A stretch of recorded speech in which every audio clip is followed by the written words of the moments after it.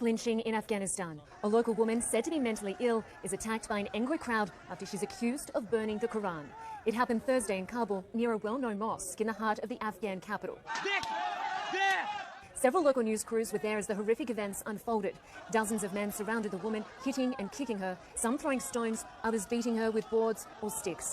Eventually, the woman was beaten severely, dragged through the street, thrown from a bridge and set on دوستو ایک 27 سال کی معصوم لڑکی جو حجاب پہنتی تھی، اسلامک اسٹوڈنٹ تھی اور اسلامک ٹیچنگ کے لیے خود کو پریپیئر کر رہی تھی، اس کو ایک دن بے رحمی سے گھسیٹ کر مسجد کے باہر نکالا گیا۔ 150 سے زیادہ لوگ اس پر ٹوٹ پڑتے ہیں، اس کو پتھر مارتے ہیں، لاتوں گھوسوں سے پیٹتے ہیں، اس پر گاڑی چڑھا دیتے ہیں اور آخر میں اس کی لاش کو آگ لگا دیتے ہیں۔ یہ کہانی ہے فرخندہ ملک زدہ کی۔ فرخندہ افغانستان کے کابل شہر کی ایک عام سی لڑکی تھی۔ وہ وہاں کی اور عورتوں اور لڑکیوں کی طرح حجاب کرتی تھی، اسلام کی طالب علم تھی اور اسلامک اسٹڈیز میں ڈگری حاصل کر چکی تھی۔ اس کی زندگی کا بس ایک ہی خواب تھا کہ وہ ٹیچر بنے اور اسلام کی سچائی اور علم کو سمجھنے اور سمجھانے والی زندگی گزارے، مگر 19 مارچ 2015 کا دن اس کے لیے موت کا دن بن گیا۔ اس دن بھی وہ عام دن کی طرح گھر سے باہر قرآن پڑھنے کے لیے نکل پڑی۔ اس ٹاؤن کے بالکل بیچوں بیچ ایک مسجد پڑتی ہے جس کا نام شاہد و شمشیرہ مسجد ہے۔ جب فرخندہ اپنے گھر واپس جا رہی تھی تو اس کو راستے میں وہ مسجد پڑتی ہے۔ نماز کا وقت ہو رہا تھا تو فرخندہ نے سوچا کہ کیوں نہ نماز ادا کر لی جائے۔ جب فرخندہ نماز پڑھ کر فری ہوتی ہے اور مسجد کے باہر نکلتی ہے تو اسی مسجد کے باہر ایک آدمی جادو ٹونے کا سامان بیچ رہا ہوتا ہے۔ اس آدمی کا نام زین الدین ہے۔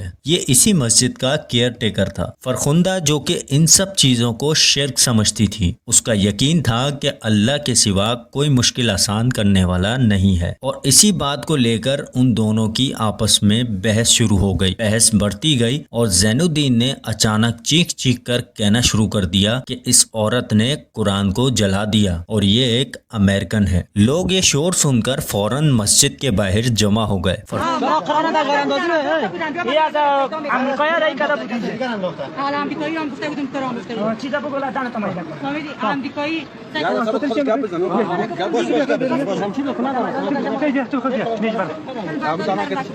فرخندہ رو رو کر چلا چلا کر خود کو ڈیفینڈ کرتی رہی کہ میں مسلم ہوں اور میں قرآن کی توہین کبھی نہیں کر سکتی، لیکن بھیڑ نے اس کی ایک نہ سنی۔ زین الدین جو کہ بار بار آواز لگاتا رہا کہ یہ امریکن ایجنٹ ہے، قرآن کو جلا رہی ہے، لوگوں کا دل غصے سے بھر گیا اور پھر وہ منظر آیا جو دیکھ کر انسانیت بھی شرمندہ ہو جائے۔ اس بھیڑ نے فرخندہ کو گھسیٹ کر مسجد کے باہر نکالا۔ لوگ لاتوں، گھوسوں اور ڈنڈوں سے اسے پیٹتے رہے۔ پولیس وہاں آئی لیکن ان کا کردار صرف تماشائی جیسا تھا۔ اس وقت پولیس نے اسے مسجد کے اندر پروٹیکشن دی، لیکن بھیڑ مسجد کے اندر تک گھس آئی اور پولیس کے سامنے ہی فرخندہ کو پھر سے پیٹتی رہی۔ اس کے بعد فرخندہ کو پھر سے سڑک پر گھسیٹا گیا، اس کے اوپر گاڑی چڑھا دی گئی اور پھر اسے 200 میٹر دور ایک ندی کے کنارے لے جا کر اس پر پتھر برسائے گئے۔ اسی بھیڑ میں سے ایک شخص جس کا نام محمد یعقوب تھا، اس نے ایک بڑا پتھر اٹھا کر فرخندہ کے سر پر دے مارا اور فرخندہ مر گئی۔ مگر ذلالت کا سلسلہ یہاں بھی ختم نہیں ہوتا۔ لوگوں نے فرخندہ کو آگ لگانے کی بہت کوشش کی، لیکن فرخندہ خون میں اتنی لت پت تھی کہ اس کو آگ لگ نہیں پا رہی تھی، تو لوگوں نے اپنی ٹوپیاں اور کپڑے پھاڑ کر اس کے اوپر ڈال کے اس کی لاش کو جلا دیا۔ جو لوگ ویڈیو بنا رہے تھے انہوں نے اس کرائم کو بڑے فخر کے ساتھ سوشل میڈیا پر اپلوڈ کر دیا۔ جب یہ منظر دنیا کے سامنے آیا تو افغانستان کا ہر شہری ہل پڑا۔ ویڈیو کلپس اور تصویریں سوشل میڈیا پر پھیل گئی تھیں اور پھر وہیں کی گورنمنٹ نے اس کیس کو جوڈیشل انکوائری کا حکم دے دیا۔ انویسٹیگیشن کے دوران واضح ثابت ہوا کہ فرخندہ نے قرآن کو نہیں جلایا تھا۔ مسجد کے کیئر ٹیکر زین الدین نے اپنے دھندے کو بچانے کے لیے اور لوگوں کا دھیان ہٹانے کے لیے یہ جھوٹا الزام فرخندہ پر لگایا تھا۔ جو قرآن جلانے والی بات کی گئی تھی، اس وقت کوئی فزیکل ایویڈنس نہیں ملا۔